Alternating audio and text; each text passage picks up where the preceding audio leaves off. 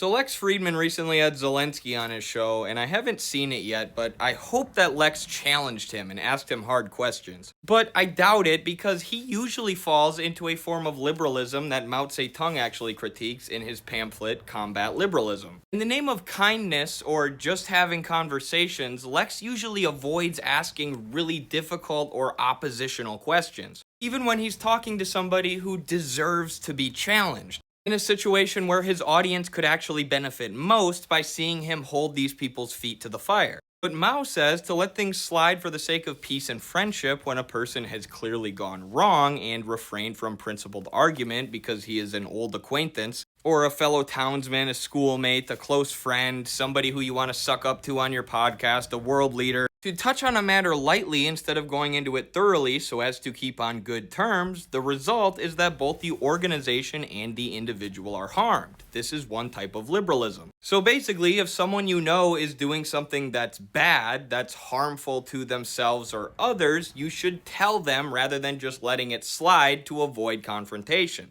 You should never ignore what they're doing wrong for the sake of being kind, because ultimately it will lead to disastrous consequences for them and others. It's actually more kind to tell somebody openly what you think they're doing wrong, although you can do it in a friendly or comradely way. And there's tons of this today. People have a hard time both giving and receiving criticism, which is something that's modeled by a lot of our public figures. But like I said, I haven't seen the interview yet, so I'll go into it giving Lex Fridman the benefit of the doubt. I do like some of his interviews and podcasts. And then I'll report back here and make another video about whether Lex is doing a liberalism or not.